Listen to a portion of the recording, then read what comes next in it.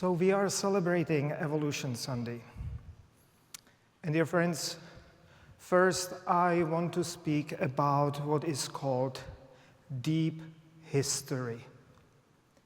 You see, Jewish and Christian fundamentalists have used the Bible to calculate the age of the world.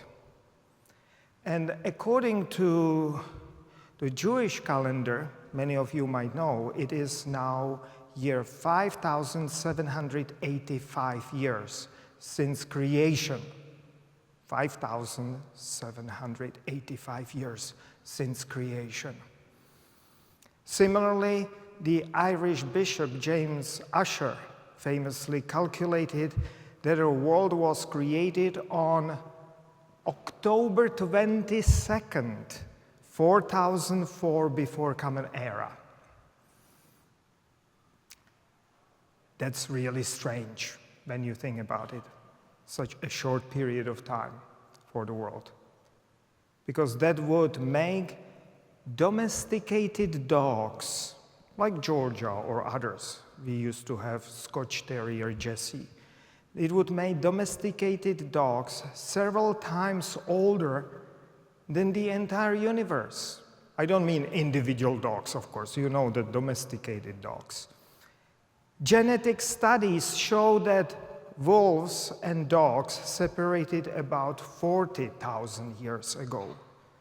And the oldest remains of a domesticated dog, that Bonn Oberkassel dog, it was in Germany, found in the beginning of the last century, and then was actually discovered as a domesticated dog.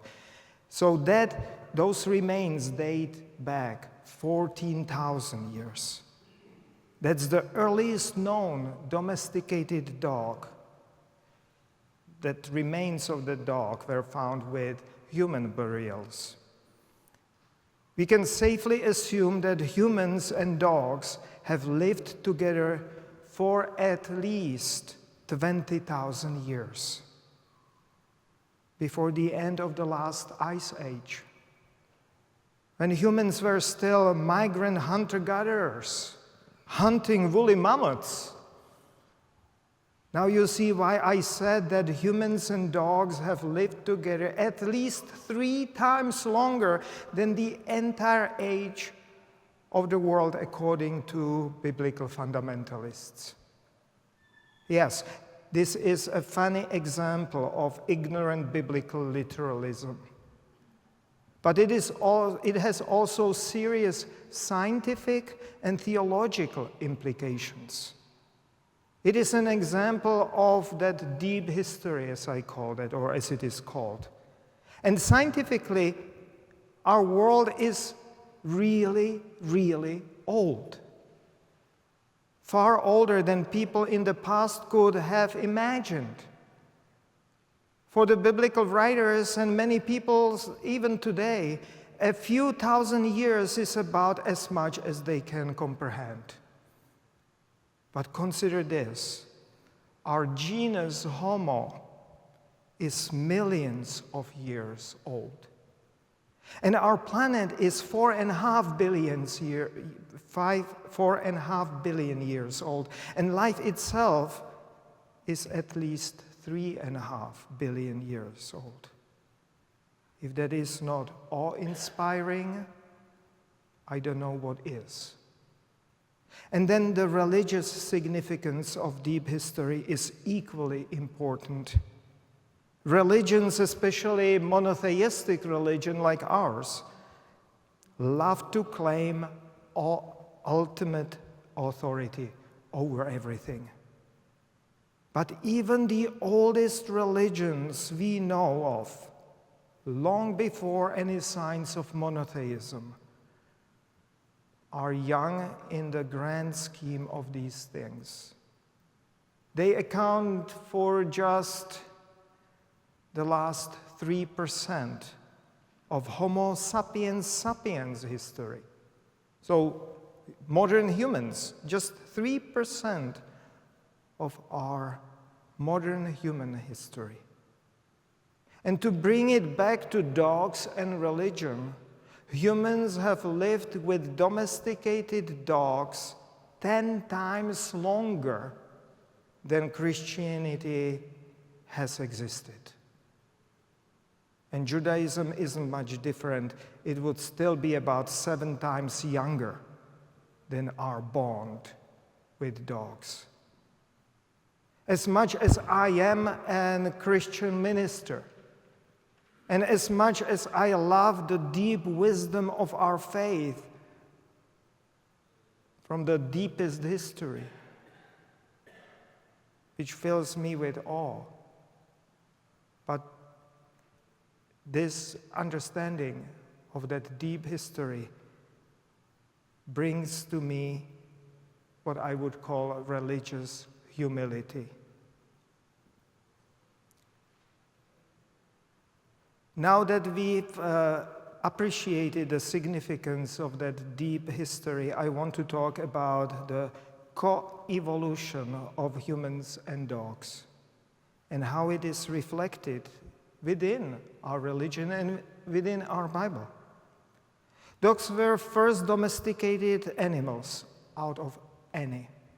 Long before agriculture, for thousands of years, as humans remained migrant hunter-gatherers, we found our relationship with dogs mutually beneficial. Dogs helped us to hunt and guard our camps, and we provided them with food and shelter.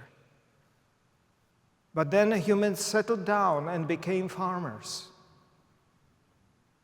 And there was much less hunting going on. And though some dogs became guardians, they were also seen as scavengers, partly tolerated, partly feared, not much to do at that time.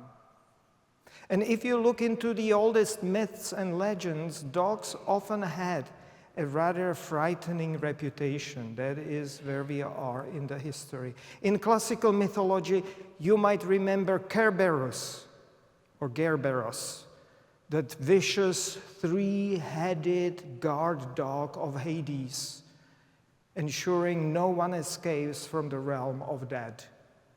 And in the Hebrew Bible, dogs were feared.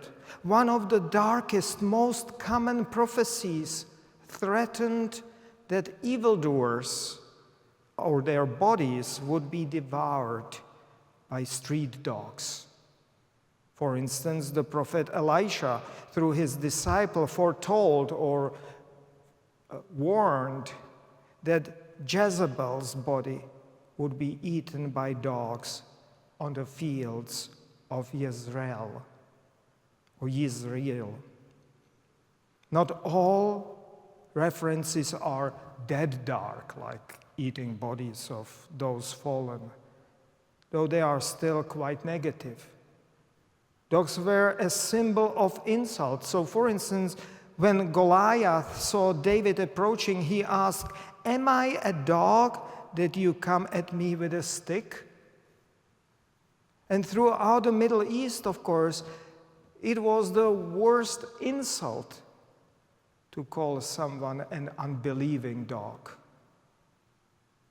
The wisdom literature of the Bible, then, we are still moving forward towards our times. The wisdom literature of the Bible offers a slight improvement. The book of Proverbs compares fools who repeat their folly to dogs returning to their vomit. And by the time of the Hellenistic period, Ecclesiastes notes that a living dog is better than a dead lion. Actually, that's pretty strong criticism against the royalty of that time. But that is about as good as it gets in the Hebrew Bible. Only in the New Testament, under strong Hellenistic influence, Greek influence, do we see a shift towards overcoming this anti-dog or anti-canine prejudice. And so in Luke's gospel, we find a parable of Lazarus and the rich man.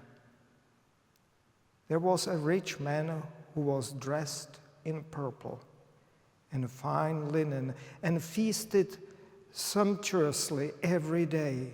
And at his gate lay a poor man named Lazarus, covered with sores, who longed to satisfy his hunger with what fell from the rich man's table. Even the dogs would come and lick his sores. And you know how it continues, that both die, and Lazarus goes to Abraham's bosom, while the rich man ends up in hell. It is a powerful moral lesson with this meaning. Wealth is not a virtue, and poverty is not a divine judgment.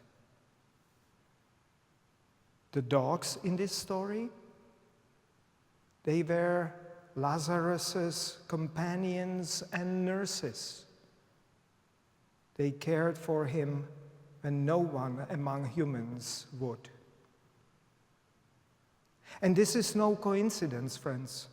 Many theologians, including myself, recognize in this parable a strong influence of Greek cynicism. Cynicism, from the Greek kion, meaning dog, was a radical philosophical movement. It rejected wealth, power, and social status in favor of simple, natural living, like street dogs. The most famous cynic philosopher was Diogenes of Sinope, who lived homeless in an empty large barrel. You certainly recognize the parallels between this Greek philosophical school, named after dogs, and our biblical parable in which dogs play an important role. And then there is the famous story of an Hellenistic Syrophoenician woman who came asking Jesus to heal her daughter. Jesus initially dismissed her, saying, "It is not right to take the children's bread and throw it to the dogs." But this pagan woman taught Jesus a lesson. "Yes, sir, but even the puppies eat the crumbs that fall from their master's table." Jesus was shaped by his Jewish upbringing and had inherited prejudice against pagan people as well as against dogs. But this woman blew open his mind and also his heart, presenting him with a radically different paradigm. And you've heard me preaching about this before. Jesus' true divinity does not rest in omniscience, like knowing everything, or perfection, or omnibenevolence, being so good towards everyone. No, that is not the divinity of Jesus. But in Jesus' ability to be challenged and transformed, to take that challenge and be transformed by others, even a pagan woman. And here we see how precious that evolution and co-evolution of dogs and humans has been, even in religion. Dogs have shaped us, just as we have shaped them. And even spiritually, dogs continue to teach us how to be more human, how to be better humans.